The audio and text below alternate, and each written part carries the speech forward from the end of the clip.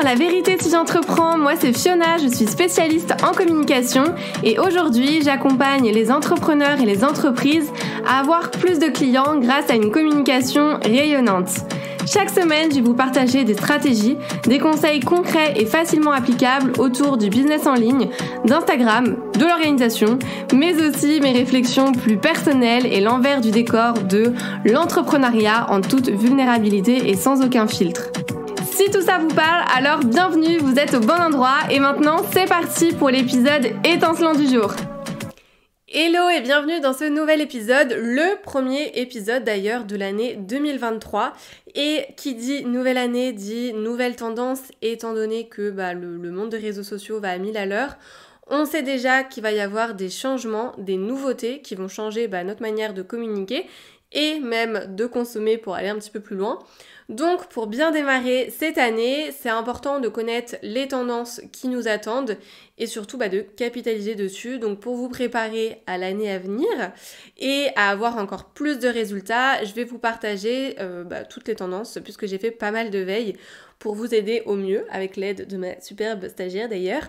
J'en profite pour vous dire de bien rester jusqu'au bout de cet épisode puisque les 9 tendances que je vais vous partager sont vraiment importantes et vont vous permettre aussi de comprendre justement le contexte dans lequel on évolue pour mettre à jour votre activité et avoir encore plus de résultats. Donc même si parfois il y a des tendances qui, on va dire, ne vous étonnent pas, restez jusqu'au bout. Il y a des tendances qui continuent à se développer et d'autres à émerger. Donc on va commencer avec la première tendance. C'était déjà une tendance pour 2022, mais ça le sera encore plus pour 2023 et même les années à venir. Donc première tendance qui va pas du tout vous surprendre, promis ça sera plus intéressant pour les prochaines mais c'était important quand même d'en reparler, ça va être d'aller vers encore plus d'intégrité, d'authenticité, de transparence. On veut vraiment lutter contre la désinformation. Donc il y a une réelle humanisation des marques via justement plus d'authenticité, de transparence. On voit qu'il y a beaucoup de mise en avant d'interviews, des expériences vécues pour parler justement et connecter encore plus avec son audience. On va vers plus de spontanéité aussi, il y a moins de filtres, les gens c'est vrai mettent moins de filtres, notamment sur Instagram, les contenus sont un peu moins travaillés, le message est quand même plus important qu'avant par rapport à la forme. Les consommateurs sont de plus en plus à la recherche de tout ce qui est vrai et sincérité. On voit également de plus en plus de personal branding avec les fondateurs justement qui se mettent en avant, du storytelling pour générer des émotions et faire en sorte qu'on s'attache aux marques en passant des messages. Donc ça c'est quelque chose qu'on voyait déjà mais qu'on va voir encore plus justement pour 2023. Et ça se voit aussi d'ailleurs avec les nouvelles applications, par exemple BeReal, je ne sais pas comment le prononcer, a bien marché parce que ce réseau social du vrai, on peut dire, consiste à montrer en fait l'envers du décor. Donc quand vous recevez une notification, vous devez publier une photo de ce que vous êtes en train de faire sur le moment. Donc on peut dire clairement que les mots d'ordre, ça va être moins d'ego, plus d'authenticité, fini les contenus trop parfaits, trop lisses, les vies trop parfaites. On veut vraiment de la transparence, on veut pouvoir se retrouver dans les histoires des personnes, dans le quotidien des personnes. Ça vaut pour les entreprises, les influenceurs, les marques, etc. Deuxième tendance, ça va être la hausse du snack content qui était déjà présente en 2022, je vous l'accorde, mais qui fait que de se confirmer et d'émerger. Donc avant de rentrer un petit peu plus dans les détails pour que tout le monde comprenne, le snack content, c'est globalement en fait du contenu court, du contenu efficace qui se consomme rapidement pour s'informer, pour se divertir. C'est vrai qu'il y a de plus en plus d'infos partout, sur tous les réseaux. On tombe dans ce qu'on appelle l'infobésité. Et l'attention fait que de diminuer, on est sur quelques secondes en durée d'attention. C'est vrai que notre capacité de concentration est beaucoup plus courte qu'avant. On la compare à celle d'ailleurs d'un poisson rouge pour vous dire. Donc pour pallier à ça, les gens veulent des formats plus courts, plus percutants, sans perdre trop de temps parce que l'argent, le temps c'est de l'argent. Il va falloir capter l'attention directement en allant à l'essentiel et c'est pour ça qu'il y a une montée aussi fulgurante des vidéos avec les Reels Instagram, les TikTok, les YouTube Shorts, etc. Et en fait, on peut même dire que ces types de contenus, donc les contenus courts, ça sert aussi, en tout cas, d'introduction pour aller vers d'autres types de contenus, des contenus plus longs. Mais en tout cas, voilà, une étude a montré que les personnes préfèrent encore une fois de manière générale, les vidéos assez courtes, moins d'1 minute, plutôt que des vidéos longues. Et après, donc ça je pense que c'est très personnel, mais moi par exemple, quand une vidéo aussi dure plus de 2 minutes, je la regarde pas, à part si vraiment le sujet m'interpelle plus, mais généralement je la regarde pas parce que c'est vrai que voilà, j'ai déjà des longues journées et que du coup si je commence à m'arrêter sur des vidéos, je m'en sors pas. Donc on le sait, ça a déjà commencé même avant 2022, on en a bien entendu parler, mais la vidéo continuera du coup à gagner du terrain d'après l'estimation en tout cas des tendances réseaux sociaux 2023. On enchaîne avec la troisième tendance qui est l'explosion du contenu UGC, on va y arriver. Donc pour les personnes qui ne savent pas ce que c'est, le contenu UGC c'est simplement en fait du contenu généré par les utilisateurs, donc que ce soit l'audience, les clients, les collègues d'une marque, d'une personne, pour ça en tout cas, pour faire du contenu UGC, soit on reposte directement des contenus publiés sur les réseaux sociaux par exemple de la personne, ou alors on fait appel à des créateurs de contenu UGC qui vont créer du contenu justement spontané pour vraiment humaniser le produit ou le service d'une marque, d'une entreprise. Et pour remettre un petit peu de contexte à ça, il faut savoir en fait qu'à la suite du Covid, donc les confinements, etc., les habitudes de consommation ont changé. Les gens ont fait de plus en plus d'achats en ligne, parce qu'on n'avait pas le choix, clairement, malgré les peurs qu'ils ont pu avoir, parce que bah oui, mine de rien, c'est compliqué de se faire un avis personnel, d'être 100% convaincu par quelque chose quand on ne peut pas tester un produit, un service ou poser nos questions. Et c'est là, en fait, où les UGC interviennent et rassurent les personnes. C'est vraiment quelque chose qui fonctionne super bien depuis quelques mois, parce que, déjà, on va pas se mentir, c'est moins cher que faire appel à des influenceurs. 2, c'est plus spontané qu'une campagne d'influence parce que voilà, il n'y a pas de script, tout n'est pas rodé, il y a vraiment beaucoup plus de créativité et de naturel. Et 3, on peut rassurer les personnes en faisant justement des tutos, des crash tests, des tests, etc. Donc il y a quand même plus de résultats. Et d'ailleurs, c'est, bon ça c'est une petite parenthèse, mais c'est une nouvelle tendance qui a bien émergé justement déjà du côté des États-Unis. Donc on sait que ça va battre son plein en France. Et l'objectif, c'est vraiment de renouer avec un contenu entre guillemets fait maison, retrouver en fait l'influence à ses débuts, mais ça nécessite quand même une vraie pédagogie du marché aussi. Ce n'est pas faire de la publicité parce que clairement les utilisateurs des réseaux sociaux, moi je le vois avec Instagram notamment, sont de moins en moins attirés par les publicités qui ressemblent à des publicités justement, donc vraiment les publicités classiques.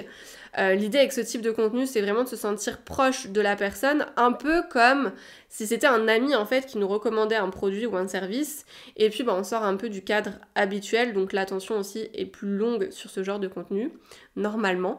Et voilà, les consommateurs vont être plus susceptibles en tout cas de faire confiance à du contenu généré par les utilisateurs, les clients eux-mêmes, qu'au contenu généré par une entreprise. On l'a vu d'ailleurs notamment, je sais pas si vous en avez entendu parler, mais les grandes marques aussi s'y mettent. Moi j'ai vu justement ce type de contenu avec Garnier, avec Estée Lauder, etc. Et ça va de pair aussi, cette troisième tendance va de pair avec le marketing d'influence qui est en pleine croissance avec un côté aussi plus spontané. C'est de plus en plus simple et plus accessible aussi de faire des collaborations avec des influenceurs, notamment avec les micro-influenceurs et les nano-influenceurs pour le côté proximité. C'est vrai qu'avec l'essor des réseaux sociaux, les marques maintenant essayent vraiment d'identifier le plus tôt possible les influenceurs qui ont un gros potentiel pour sécuriser leur relation sur du long terme, parce que du coup ça coûtera moins cher, et généralement en plus les micro-influenceurs, les nano-influenceurs ont plus de proximité et d'engagement, donc c'est tout bénef pour les marques. Quatrième tendance, on va vers un marketing conversationnel de plus en plus.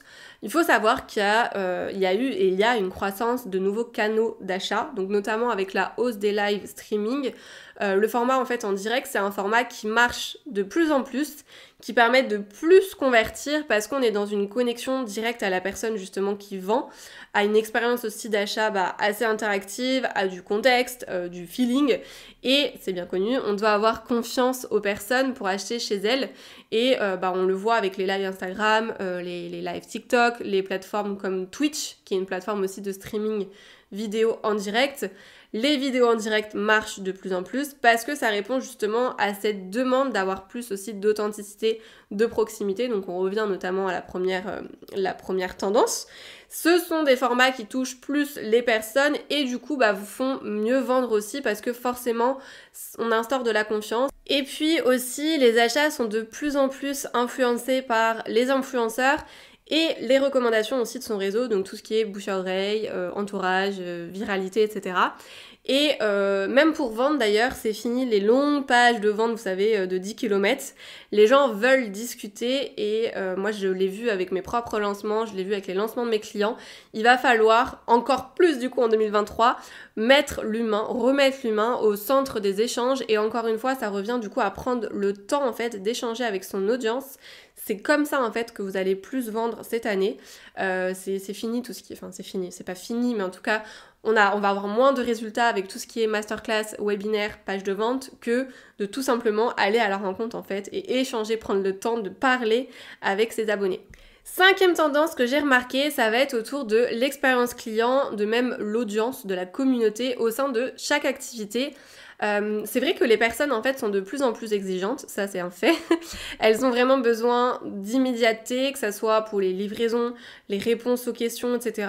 Je trouve personnellement, et de toute façon, les études l'ont montré aussi, que les gens sont beaucoup moins patients et en veulent toujours plus. Donc pensez vraiment à travailler toutes les étapes de l'expérience client, que ça soit avant, pendant, mais aussi après l'achat. Donc mettez en place des actions, des process pour vous rendre disponible, tout en vous respectant aussi, j'insiste, bien entendu. Pour personnaliser aussi vos échanges, pour répondre de manière efficace, pour récolter les avis clients, ne pas oublier de les récolter et surtout les utiliser. Et pensez aussi à mettre en place la fidélisation de vos clients. Il y a plein de petites actions à faire pour ça. Je pense que je pourrais d'ailleurs en faire un épisode de podcast.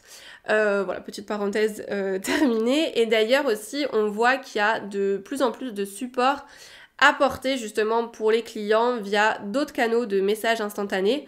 Par exemple, il y a de plus en plus d'entreprises qui ont un SAV directement sur Insta ou sur WhatsApp pour avoir justement une meilleure communication avec ses clients de manière rapide, de manière fluide et surtout humaine. Moi, je sais que une fois, j'avais parlé au SAV de, je crois que c'est Transavia sur WhatsApp. Et en fait, j'avais été trop contente de pouvoir les parler sur WhatsApp. Je me suis dit, ouais, c'est rapide, c'est facile et surtout, je parle à vraiment quelqu'un. Bref, j'avais adoré l'expérience. Et il y a aussi cette notion de marketing de communauté où justement les utilisateurs veulent plus d'authenticité, voir la réalité des choses, les coulisses, la vie des gens, etc. C'est le côté aussi curiosité. Et c'est pour ça qu'on voit aussi qu'il y a eu une hausse des utilisateurs de plateformes de discussion comme Discord ou encore Telegram. C'est bien connu, la communauté elle est précieuse et elle n'a pas besoin d'être grosse, bien au contraire, ça j'insiste dessus. On a tendance à vouloir à chaque fois plein d'abonnés, d'avoir une grosse audience pour l'ego, etc. Mais en fait, quand on fait partie justement d'une communauté, on a envie de se sentir dans une safe place où vraiment on peut communiquer en toute transparence, on peut créer des interactions aussi plus sincères, enfin notamment là du côté du coup plus du créateur / entrepreneur ou ce que vous voulez. Mais le fait d'avoir une plus petite communauté, ça va permettre de créer des interactions justement plus sincères pour récompenser les abonnés, les clients les plus fidèles, etc. Et c'est pour ça que beaucoup de créateurs de contenu, en 2022 en tout cas, ont décidé de renouer justement avec une partie de leurs abonnés en créant des groupes de discussion alternatifs comme ça, parce que plus on a d'abonnés, plus c'est difficile de créer des liens avec tout le monde et d'avoir autant d'engagement et de proximité qu'avant. Donc rien de mieux que de faire en sorte que nos abonnés et nos clients se sentent spéciaux grâce justement à une plateforme dédiée pour faciliter les échanges en petits comités. Donc pensez vraiment à soigner votre expérience client et à réfléchir à une manière de faire en sorte d'être plus proche de vos clients, notamment avec l'aspect communautaire. 6e tendance, ça va être l'optimisation du référencement sur les réseaux sociaux. vous aurez tout intérêt d'optimiser vos hashtags, vos mots-clés pour être davantage visible sur les moteurs de recherche directement intégrés justement sur les réseaux sociaux. Il a été prouvé et démontré que maintenant les utilisateurs font beaucoup plus de recherches sur les réseaux sociaux que par exemple sur Google ou autres moteurs de recherche, on va dire, classiques et conventionnels. Ça peut être encore une fois relié à cette notion d'immédiateté, d'immédiateté où les personnes veulent justement des informations rapides, elles veulent passer à l'action le plus vite possible. Et du coup, le fait d'aller sur les réseaux sociaux, c'est vrai qu'on a peut-être plus de tutos, on a plus de contenu directement qui est un peu plus adapté. Donc il va vraiment falloir travailler cette partie optimisation, référencement. Si là je me focus sur Instagram, ça va être au niveau du coup de votre bio, mais aussi au niveau des hashtags que vous allez utiliser et également les mots-clés, par exemple des légendes qui vont accompagner vos visuels, parce que les plateformes vont devenir maintenant à elles toutes seules des vraies plateformes de recherche. On l'a déjà vu avec YouTube, avec TikTok, etc. Et ça, c'est le cas aussi avec Instagram, petit à petit. Mais voilà. 7e tendance, l'audio sera un format clé, surtout le format podcast.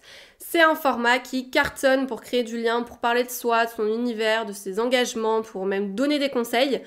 Faut savoir qu'il y a 40% de la génération Z qui écoute des podcasts, qui est beaucoup.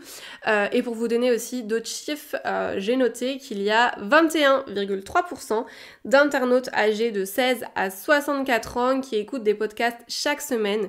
1 heure par jour en moyenne, et du coup au niveau mondial, le temps quotidien justement moyen en tout cas passé à écouter des podcasts a augmenté de 7% au cours déjà de l'année 2022. Et voilà, c'est pas rien, et c'est vrai qu'en 2023, les contenus vont évoluer vers d'autres formats, donc bien sûr le contenu audio. Il y a beaucoup de personnes qui veulent suivre des podcasts proposés par notamment justement leurs créateurs de contenu favoris, etc. Donc on est vraiment loin d'avoir fait le tour en ce qui concerne la création de contenu audio.